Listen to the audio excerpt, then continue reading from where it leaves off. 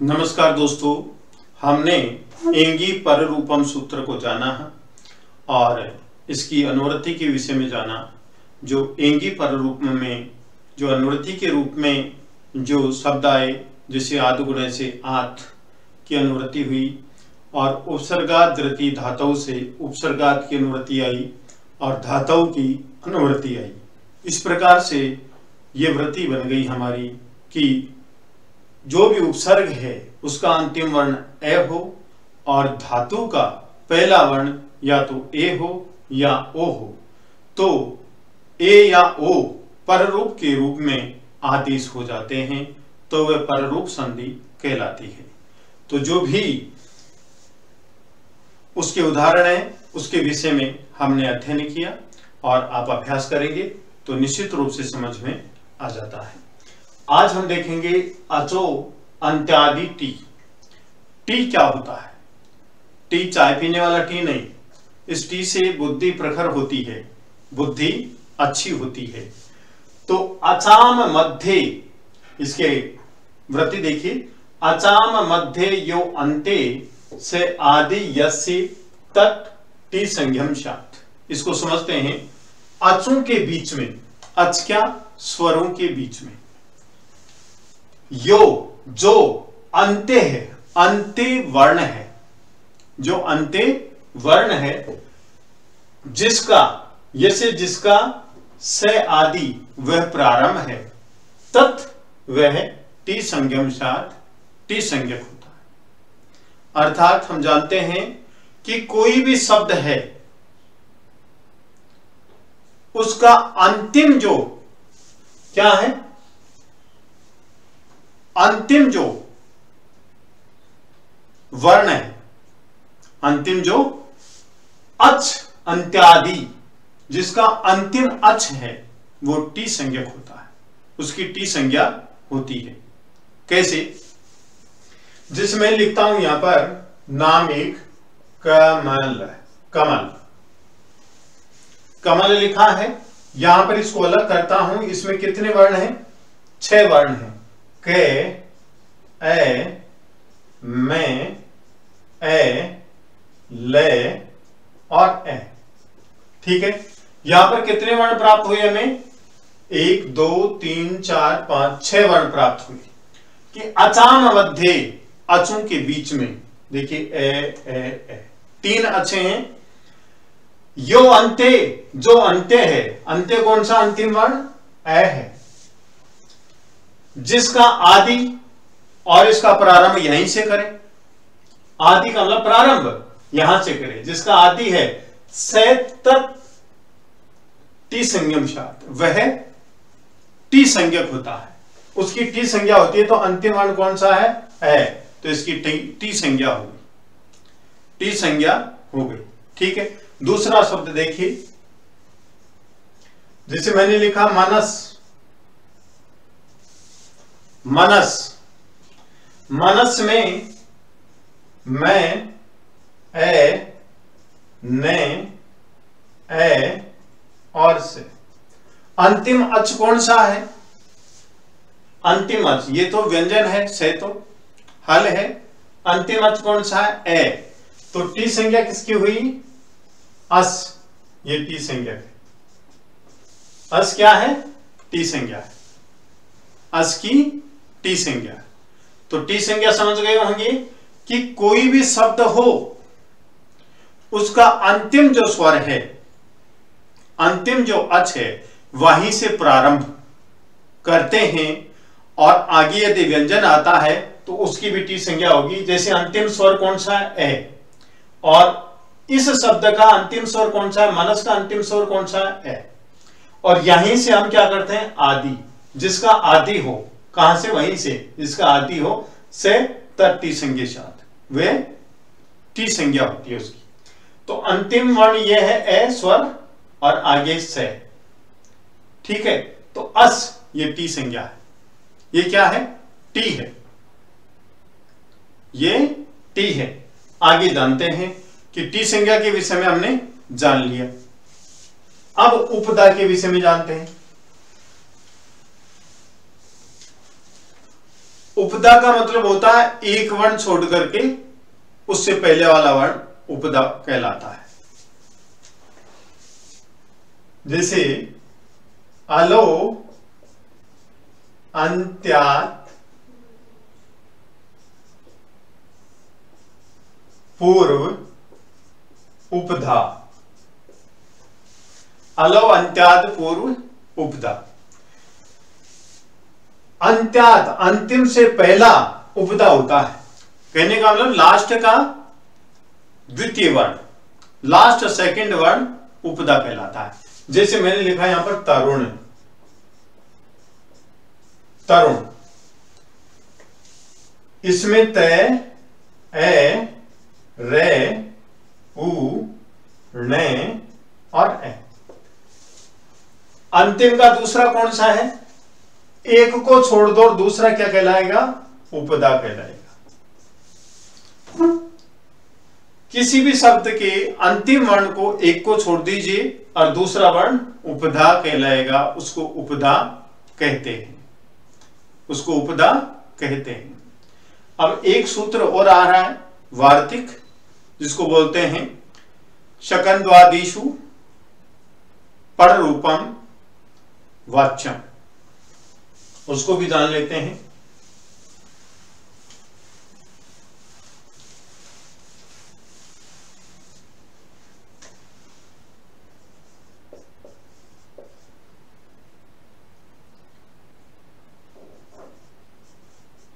शकंद्वादिषु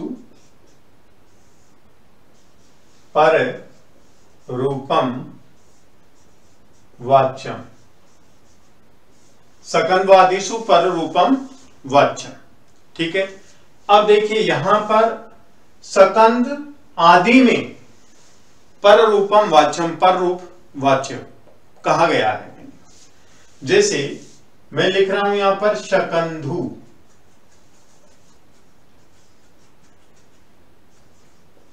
शकंधु, ठीक है। यहां पर शक और अंधु ये शब्द है, शक और अंधु, इसके दो खंड किए गए हैं। शक शय के में स्वर अलग कर देते हैं ए, फिर यहां पर भी ए और न धु, ठीक है। अब यहां पर ए प्लस ए संधि होती है, यहां पर अकय सवर्णे दीर्घ है। कहने का मतलब जो शब्द पहला है, पूर्व शब्द में जो अंतिम वर्ण है वही अंतिम शब्द का प्रथम वर्ण होता है, तो वहां पर दीर्घ संधि होती है, अकय सवर्णे दीर्घ है। समान वर्ण होने पर प्रथम पद का अंतिम वर्ण और अंतिम पद का प्रथम वर्ण जब समान होते हैं तो वहां पर दीर्घ संधि होती है। जैसे ए प्लस ए को मिलाते हैं तो आ होता है, यहां पर दीर्घ संधि होती, ठीक है। अब देखते हैं यहां पर दीर्घ संधि अकय है, सवर्णे दीर्घ है, ये हमें प्राप्त हो रहा है। क्या ए प्लस ए आ होना चाहिए, लेकिन शकंद्वादिषु पर रूपम वाच्यम कह रहा है, यह वार्तिक है, ये कह रहा है कि यहां पर दीर्घ संधि नहीं होगी, दीर्घ संधि नहीं होगी, क्योंकि यहां पर रूपम होगी, पर रूपम वाच्यम होगा, पर रूप हो जाएगा, यहां पर दीर्घ संधि नहीं होगी। तो यहां पर जो टी है, शक में टी क्या है? ए, ये टी क्या है? ए, ये इसमें मिल जाएगा। कहने का मतलब इसका पररूप ही होगा, इसका पररूपम, पर रूप ही होगा, इसका पररूप ही होगा। तो यहां पर दीर्घ संधि नहीं होगी, जो ए है इसका पररूप क्या होगा? ए ही होगा।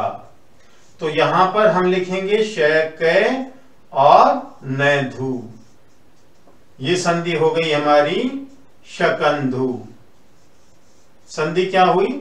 शकंधु। एक उदाहरण और लेते हैं।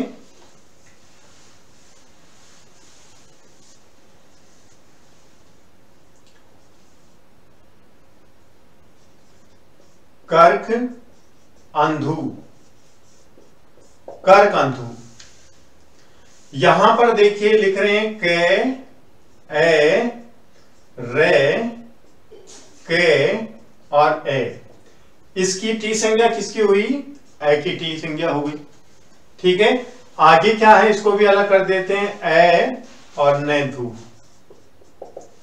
ठीक है, तो यहां पर टी संज्ञा किसकी हुई? ए की। तो हमारे सकंद आदिशु पर रूपम वाच्यम, सकंद आदि में पररूप होगा, पररूप होगा। तो कहने का मतलब ये इसका पररूप ही हो जाएगा ए। यहां पर दीर्घ संधि नहीं होगी, तो यहां पर क्या होगा? ये करकंधु, ये शब्द प्राप्त होगा, करकंधु। ठीक है, एक उदाहरण और देखिए।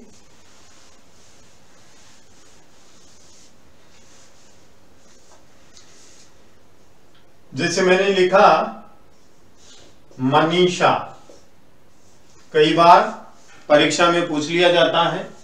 तो यहां पर देखिए मनस धन ईशा, मनस धन ईशा। यहां पर वर्ण विच्छेद करते हैं, मैं, ए, ने, ए और शे, और इधर ई और ये शा। यहां पर जो ये शब्द है मनस, इसकी टी संज्ञा कौन सी हुई? अस हुई। क्या हुई? अस हुई। हमारा ये क्या कह रहा है? सकंदो आदिशु पर रूपम वाच्यम। तो यहां पर पर रूप आदेश होगा, पर रूप आदेश होगा। किसकी? इसकी ये जो है ये नहीं होगा, इसके स्थान पर रूप आदेश होगा, पर रूप आदेश होगा। तो यहां पर इसका तो लोप हो गया। अब क्या हुआ? मैं धन, सॉरी शब्द ही मिलाना है, मैं नी, नमी की मात्रा लगाएंगे, ईशा, मनीषा, मनीषा। लेकिन कई बार लिखा जाता है कि इस प्रकार लिख देते हैं मनी धन ईशा, ऐसे दीर्घ संधि हो गई। नहीं, ये गलत है, दीर्घ संधि नहीं हुई। यहां पर पररूप हुआ, सकंद आदिशु पररूपम वाच्यम से पररूप हुआ, क्योंकि ये अनिश्चित आकृति वाले होते हैं, इनकी संख्या निश्चित नहीं होती है। जैसे प्रादय कितने होते हैं? 22 होते हैं। सर्वनाम शब्द कितने होते हैं? 35 होते हैं।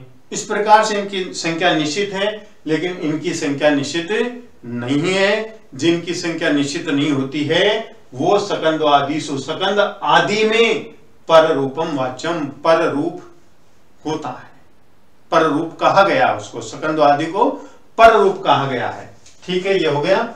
आगे वाला शब्द जैसे मारतंड है, मारतंड। अब दूसरा शब्द है मारतंड है। तो यहां पर देखेंगे हम, मैं, आ, रे, ते, ए, धन, अंड। ठीक है, यही है। अंतिम वर्ण देखिए टी संज्ञा, टी किसकी हुई? ए की हुई, और इधर ए है। तो यहां पर पररूप आदेश क्या होगा? ए होगा। क्या होगा? ए होगा पररूप आदेश। तो यहां पर हमारे पास में क्या बचा? मैं, आ और रे और ते, और यहां पर डे। तो शब्द बना हमारा मारतंड।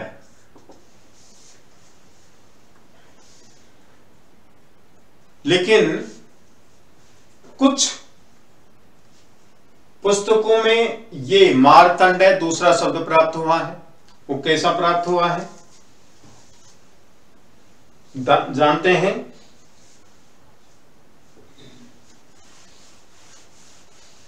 वो दूसरा शब्द है इस सूत्र से, अचो रहाभ्याम द्वे। अचो रहाभ्याम द्वे कहने का मतलब अच के बाद में, जैसे मैं लिखता हूं मैं आ रे ते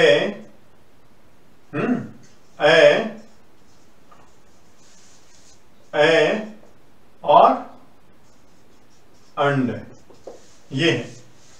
अच कहां है? यहां पर आ है। अच के बाद में अचो रहाभ्याम का मतलब अच हो, रे हो, है हो और यर वहां पर द्वित्व हो जाता है, यर द्वित्व हो जाता है। अचो रहाभ्याम द्वे, तो यहां पर देखिए अच के बाद में रे भी आ रहा है, ठीक है कि नहीं, और यहां पर यर भी आ रहा है। या तो रे हो या तो रे हो या है हो, तो यहां पर अच के बाद में रे आ रहा है और फिर है नहीं है, दोनों में से एक वर्ण होना चाहिए, या तो रे हो या है हो, तो यहां पर रे आ रहा है, तो ये क्या है? यर।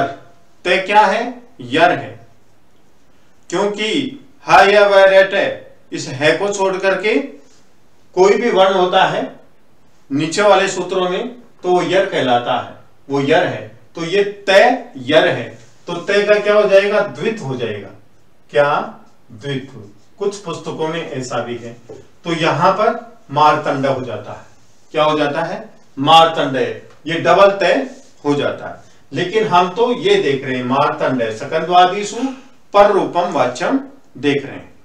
तो विद्वान साथियों, यदि आपको ये वीडियो पसंद आया तो आप लाइक कीजिए, शेयर कीजिए, कमेंट कीजिए, सब्सक्राइब कीजिए। धन्यवाद।